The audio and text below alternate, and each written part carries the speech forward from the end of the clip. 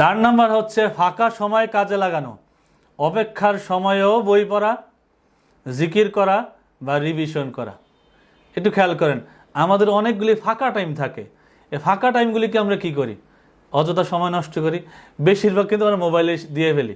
কিন্তু এই সময়টাকে বরকতময় করতে হইলে আপনি আল্লাহর জিকির করেন, আপনি দুরূদ শরীফ পড়েন, কোরআন তেলাওয়াত করেন, কিতাব পড়েন, এটা কিছু করেন। অথবা আপনি আপনার পিছনে পড়াগুলি একটু রিভিশন দেন, একটু রিভাইজ করেন। অথবা একটু ঘুরতে বেরোন, আপনার মাইন্ডটাকে একটু ফ্রেশ করেন, এর প্রকৃতির মাঝে একটু হাঁটেন। আপনি কারোর সাথে একটা ফোনে কথাবার্তা বলেন, যার সাথে ফোনে কথা বলে আপনার মাইন্ড ক্লিয়ার হয়। পজিটিভ বন্ধু বানান, ওই বন্ধুর সাথে একটু কথাবার্তা বলেন, সময়টার বরকত দেন। ওই সময়টাকে অযথা নষ্ট করেন না। যদি ঘুমানোর প্রয়োজন হয় একটু ঘুমায় নেন, যদি খাওয়ার প্রয়োজন একটু খাওয়া দাওয়া করে নেন। এই সময়টাকে নষ্ট না করে একটু কাজে লাগানোর জন্য ওইটা একটা রুটিন করি আমরা, যে ফাঁকা সময় থাকে আমার এই টাইমগুলি, এই টাইমটাকে আমি কীভাবে কাজে লাগাতে পারি। আপনি প্রত্যেকটা সফল মানুষকে দেখবেন যে তারা তাদের অবসর সময়টাকেও কিন্তু এমনভাবে ব্যবহার করে যে যেন পরবর্তীতে এই ব্যবহারটাই যেন কাজে লাগে। এই রেস্ট নেওয়া বা এই খাওয়া, এটাই কিন্তু পরবর্তীতে কাজে লাগে। বা একজনের সাথে একটু কথা বলা, একজনের সাথে একটু যোগাযোগ করা, বা আল্লাহ পাকের জিকির করা, কিতাব পড়া, বা সময়টাকে একটু সুন্দর করে ব্যবহার করলে পরবর্তীতে এটা কাজে লাগে। এটা আমরা দেখব। তারপরে পয়েন্ট হচ্ছে যে দিনের শুরু সকালের কাজ দিয়ে। ফজরের পর সময় সবচেয়ে বরকতময়, তখন মূল কাজ করুন।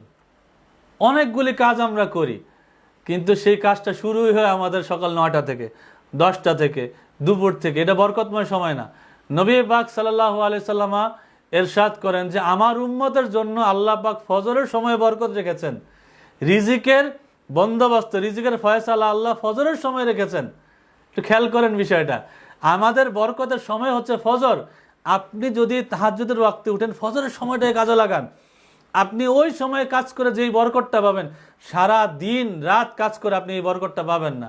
আপনি একটা দিন উঠেই দেখেন না, আপনি এই কাজটা শুরু করেই দেখেন না। যারা এমনটা করতে পেরেছে তারা সারা দিনের বরকত পেয়েছে।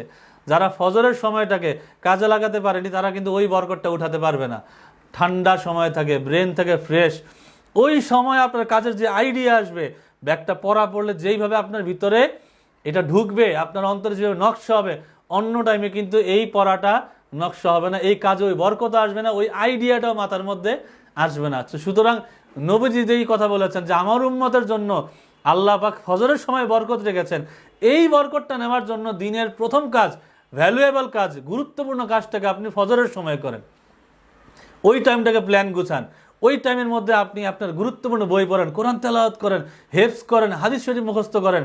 আপনার যেই বিষয়টা বুঝতেছেন না, রাতে বুঝেন নাই, সন্ধ্যায় বুঝেন নাই, দিনে বুঝেন নাই, ওটা ফজরের সময় পড়ান শুরু করেন, দেখবেন ঠিকই বুঝে গেছেন, সহজেই বুঝে যাবেন ইনশাল্লাহ।